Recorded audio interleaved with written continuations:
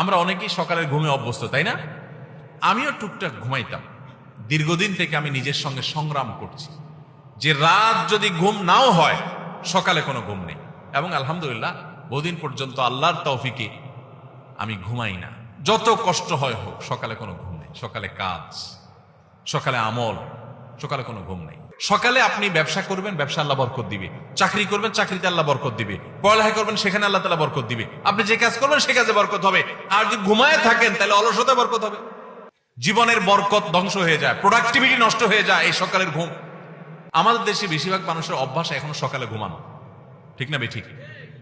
শহরে তো শহরে, এমনকি গ্রামেও এখন মানুষ সকালে 9টা 8টা 9টা পর্যন্ত ঘুমায়, ঠিক না বেঠিক? আমি পৃথিবীর অনেক দেশে দেখছি যে ভোরে সকালে দোকান খুলে ফেলে তারা। আর আমাদের দেশে অনেক দোকান আছে 10টা 11টা আগে খোলে না। কেন? কারণ পাবলিক সব ঘুমে, দোকানদার খুলে কি করবে? অনেক উন্নত দেশে আমি দেখেছি যে সন্ধ্যার পর রাস্তাঘাটে আর গাড়ি ঘোড়া নাই, তেমন ফাঁকা হয়ে গেছে, মানুষ ঘুমাইতে চলে গেছে। আর আমাদের দেশে রাতে 8টা 9টা মানে সবচাইতে পিক জ্যামের টাইম, কারণ পাবলিক ঘরের গুলো সব বাইরে হয়ে গেছে। আর ভোরবেলা ফজরের পর রাস্তা ফাঁকা ফাঁকা, কারণ সব নাকটাই না ঘুমাইতেছে। ভাইরা আমার, মনে হবে খুব ছোট্ট ইস্যু, ছোট ইস্যু না, অনেক বড় ইস্যু। জীবনের বরকত ধ্বংস হয়ে যায়, প্রোডাক্টিভিটি নষ্ট হয়ে যায় এই সকালের ঘুম। হেফজখানার ছাত্ররা তাদের দ্বিতীয় সিক্রেট হলো তারা সকালে কাজ করে। নবী সাল্লাল্লাহু আলাইহি ওয়াসাল্লাম দোয়া করেছেন, আল্লাহুম্মা বারিক লি উম্মতি ফি বুকুরিহা, আল্লাহ আমার উম্মতের জন্য ভোরের সময়টাতে আপনি বরকত দান করেন। নবীজি দোয়া করে গেছেন, সকালে আপনি ব্যবসা করবেন, ব্যবসা আল্লাহ বরকত দিবে। চাকরি করবেন, চাকরিতে আল্লাহ বরকত দিবে। পড়ালেখা করবেন, সেখানে আল্লাহ তাআলা বরকত দিবে। আপনি যে কাজ করবেন সে কাজে বরকত হবে। আর যদি ঘুমায় থাকেন তাহলে অলসতা বরকত হবে, মানে অলসতা বেশি হবে।